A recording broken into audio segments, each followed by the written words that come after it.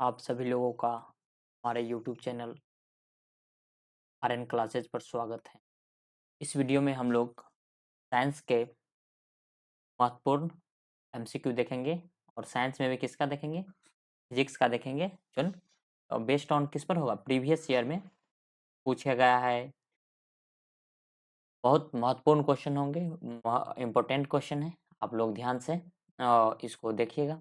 चलिए देखते हैं पहला क्वेश्चन। कहता है कि निम्नलिखित कथनों पर विचार कीजिए। एक पिंड जो संतुलन में है पर कोई नेट आघूर्ण नहीं होता है। सही बात है। अगर कोई संतुलन में है तो उस पर नेट आघूर्ण नहीं होगा, तो ये सही है। दूसरा देखते हैं। किसी पिंड पर किसी पिंड का संवेग सदैव संरक्षित होता है। ये तो हम लोग पढ़े ही हैं, हाँ सदैव संरक्षित रहता है। किसी पिंड का गतिज ऊर्जा सदैव संरक्षित रहता है। नहीं, अगर वो तो विराम में आएगी तो कहाँ से गतिज ऊर्जा संरक्षित रहेगी, तो ये इसका ये नहीं, गलत हो गया। तो कौन आंसर हो जाएगा, 1 एंड 2 इसका राइट आंसर हो जाएगा। चलिए नेक्स्ट देखते हैं।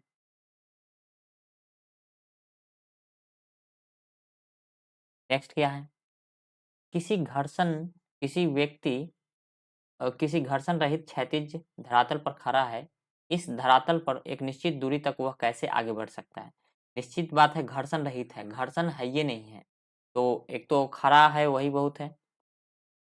देखिए, तो उस पर हम कोई मूवमेंट तो कर नहीं सकते, घर्षण नहीं है। तो हम दौड़ सकते हैं, नहीं दौड़ सकते हैं। कूद सकते हैं, नहीं कूद सकते। लुढ़क सकते हैं, नहीं लुढ़क सकते। क्या कर सकते हैं, तो छींक सकते हैं। छींकने के लिए हमको कोई मूवमेंट चाहिए, नहीं चाहिए। तो इससे हम अगर छींक छींक भी दे तो हमारा मूवमेंट हो जाएगा, आगे बढ़ जाएंगे निश्चित दूरी तक।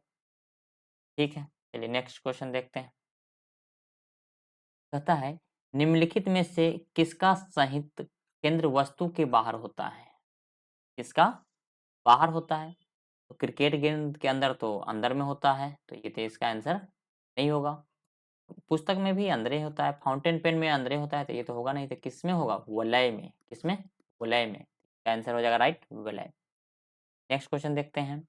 कहता है कि दो समान द्रव्यमान की वस्तुओं गतिज ऊर्जा का अनुपात 4:9 है, तो उनके वेगों का अनुपात।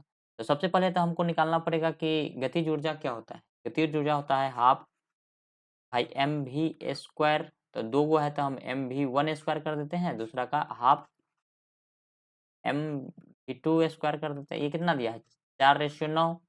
देखिए दो समान दिया हुआ है तो एम दोनों का सेम है, तो एम से एम कट गया, हाफ से हाफ कट गया। इधर क्या बच गया, वी वन स्क्वायर बटा V two square equal to 4:9। यहाँ से V one by V two निकालेंगे तो इधर रूट चढ़ जाएगा। तो ये कितना हो जाएगा, 2:3। तो इसका राइट आंसर क्या हो जाएगा, 2:3 राइट आंसर हो जाएगा। कहता है कि निम्नलिखित में से कौन सा सदिश राशि होता है। तो सदिश राशि कौन सा हो जाएगा, संवेग। हाँ संवेग ही तो है, ऊर्जा नहीं है, दाब नहीं है और कार्य भी नहीं है। तो इसका राइट आंसर क्या हो जाएगा, संवेग राइट आंसर हो जाएगा। निम्नलिखित में से कौन सी सदिश राशि है। तो सदिश राशि इसमें कौन है, समय है नहीं है, चाल है नहीं है, दूरी है नहीं है। तो कौन से हो जाएगा, विस्थापन हो जाएगा का राइट आंसर सदिश का। पदार्थ के संवेग और वेग के अनुपात कौन सी भौतिक राशि प्राप्त होती है। तो देखिए संवेग बराबर क्या होता है, मास बट्टा वॉल्यूम, मास इंटू वॉल्यूम। और वेग वेग होता है भी, भी से भी कट जाएगा तो क्या बचेगा, एम बच जाएगा, मतलब द्रव्यमान देगा। Next question.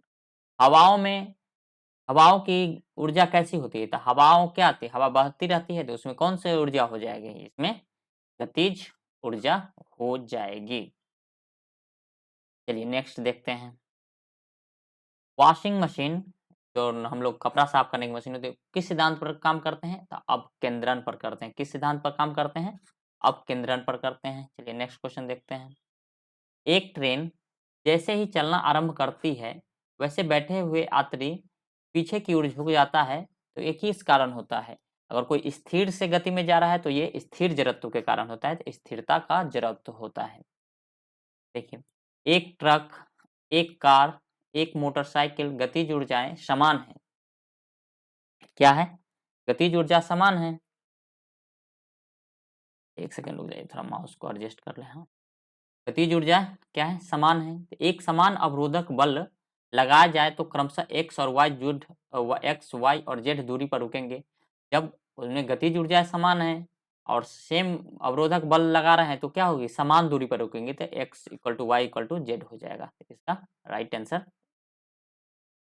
देखिए, तेल से अंशतः भरा हुआ तेल का एक टैंकर समतल सड़क पर आगे की ओर एक समान त्वरण से जा रहा है तो तेल का मुक्त पृष्ठ तेल का मुक्त पृष्ठ क्या होगा, तो ये परवलयिकार हो जाएगा। कैसा हो जाएगा, परवलयिकार हो जाएगा। ये ध्यान रखिएगा, डायरेक्ट क्वेश्चन है, परवलयिकार हो जाएगा।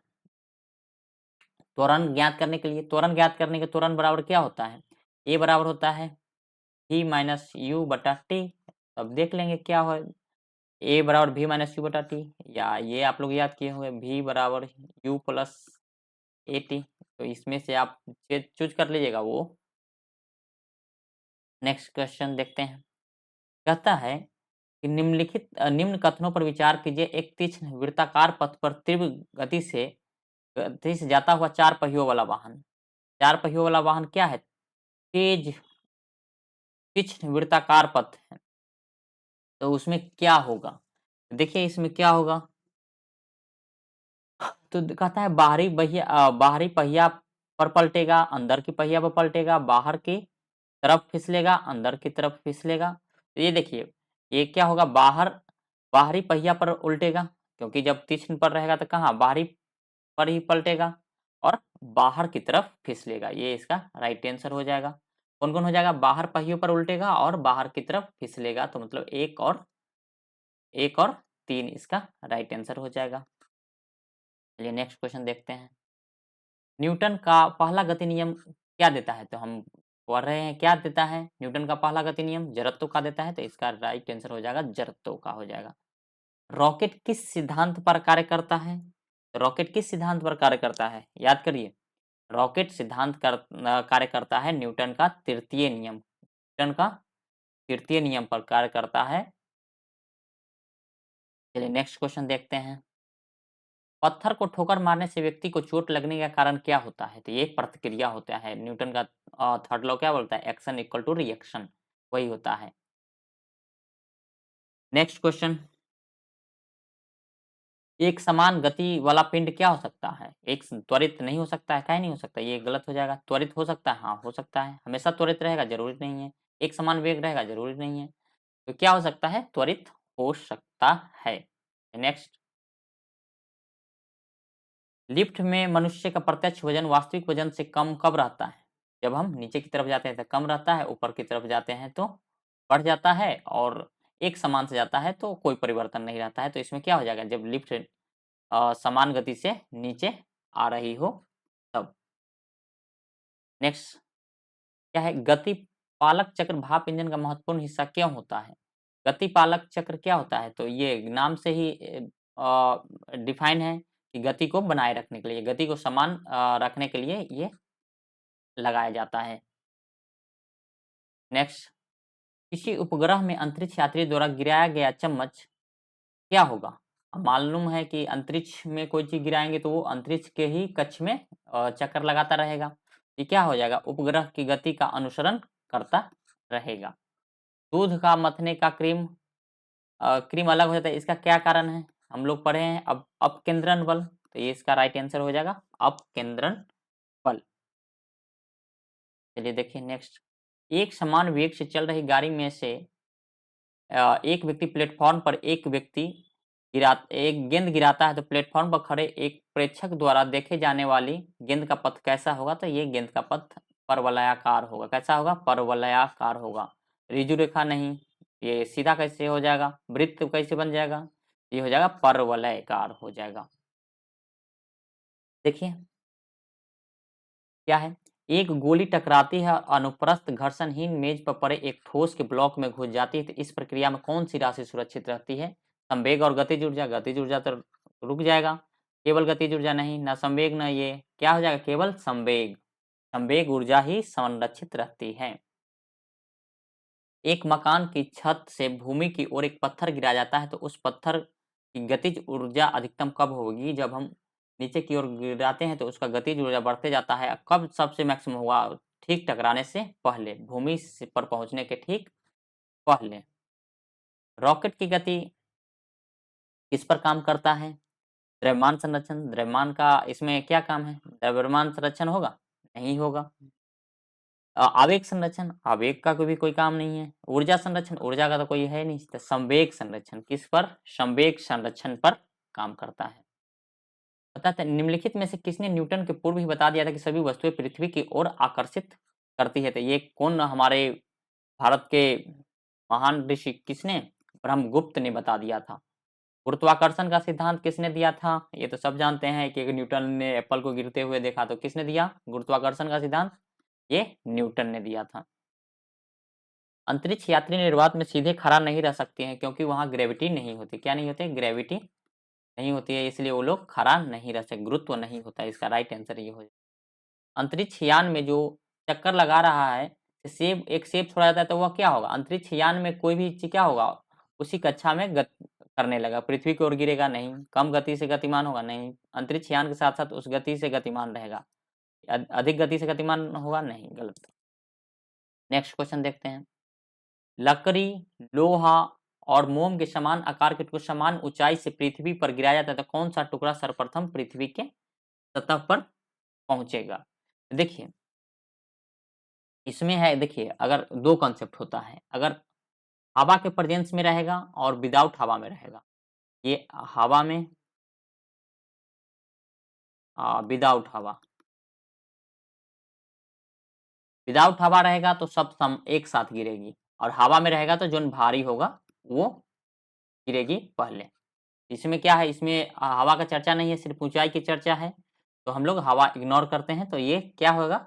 सभी साथ एक साथ पहुंचेगी। चलिए नेक्स्ट, वही है हवा में। देखिए यही है, हवा में लोहे और लकड़ी की समान भार की गेंद समान ऊंचाई से गिराने पर क्या होगा? पृथ्वी पर दोनों साथ साथ गिरेंगी।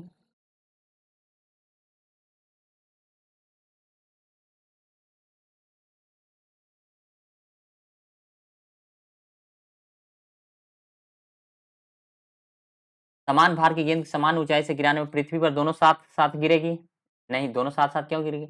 एक पहले गिरेगी, एक बाद में गिरेगी। कोई डिफाइन नहीं किया है तो ये गलत। लकड़ी की गेंद के बाद, लकड़ी की गेंद बाद में गिरेगी, सही बात है। तो लोहे की गेंद गिरेगी, क्योंकि लोहे की गेंद क्या होगी? भारी होगी। लोहे और लकड़ी की समान भार की गेंद है। लोहा है तो ये इसका थोड़ा वेट क्या हो जाएगा? तो लकड़ी के गेंद के बाद गिरेगी, ये हो जाएगा। ठीक है, ध्यान रखना है। ऐसे क्वेश्चन कंफ्यूज करेंगे। इसमें क्या हो जाएगा? लकड़ी की गेंद के बाद लोहे की गेंद गिरेगी। जब कोई वस्तु ऊपर से गिराई जाती है तो उसका भार क्या रहता है? अपरिवर्तित रहता है।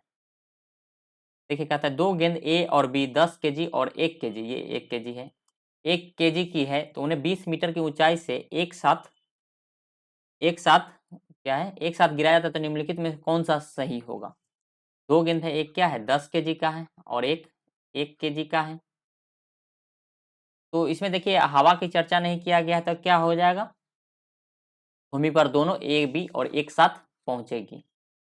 लेकिन जब हवा का चर्चा कर दिया जाएगा तो क्या हो जाएगा? जो इसका डेंसिटी कहिए या जो भारी होता है, जैसे लोहा में और लकड़ी में कौन भारी होता है? लोहा भारी होता है, तो लोहा गिरेगा हवा में। उसी प्रकार ये हो जाएगा।